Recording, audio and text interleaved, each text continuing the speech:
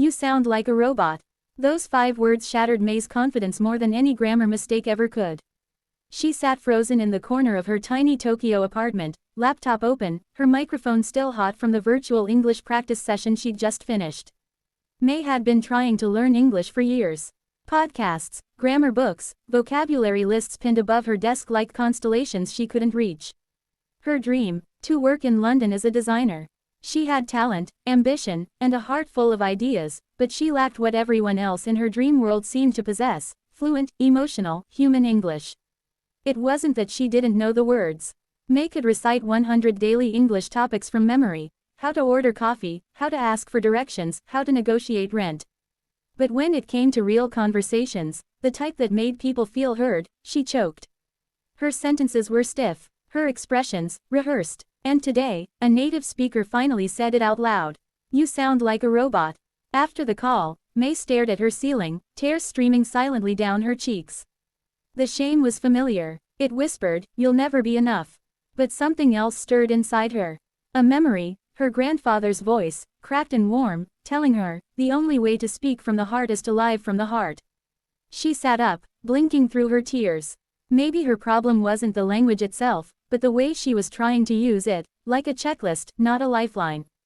The next morning, May did something radical. She closed her textbooks. Instead, she opened her laptop and typed 100 topics for daily English situations, English conversation. But this time, she looked at them differently. Not as drills, but as doorways. She began with grocery shopping. She grabbed her phone, recorded herself narrating the experience as she walked through her local market, explaining the colors, the textures, the old woman who always gave her extra mushrooms. Her voice was shaky at first, but real. Next was making small talk. She joined a language exchange app and began video calling people around the world. She didn't stick to scripts. Instead, she asked about their families, their dreams, their favorite foods. She shared her own. One night, while discussing the topic of weather, she ended up talking to a Canadian chef for 2 hours about maple syrup and loneliness. Day by day, topic by topic, May transformed. With each conversation, she didn't just speak English, she lived it. She laughed about bad haircuts under the topic, visiting the hair salon, cried when talking about losing a pet, and argued passionately about rent prices under looking for an apartment. Her vocabulary didn't grow just through books anymore, but through lived experience. Then came the day that changed everything. It was a cold March evening when she got an email from a design agency in London. They had found her online portfolio, her bold use of color, her thoughtful captions, her passionate blog in both Japanese and increasingly confident English. They wanted an interview. May stared at the screen. The interview was in 3 days, over Zoom, entirely in English. Fear gripped her. But this time, something stronger stood beside it: proof. Proof that she could connect. That she had practiced not just the form of conversation, but the heart of it. On the day of the interview, she lit a candle beside her laptop, took a deep breath, and began.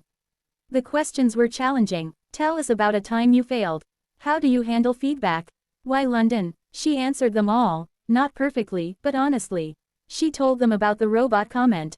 About her transformation. About how she learned to make English not just something she used, but something she felt. A week later, she got the offer. Now, in a bustling cafe near Hyde Park, May sits across from a new friend, another Japanese expat who confesses, over coffee, that she's afraid to speak English because she might sound silly. May smiles and leans forward.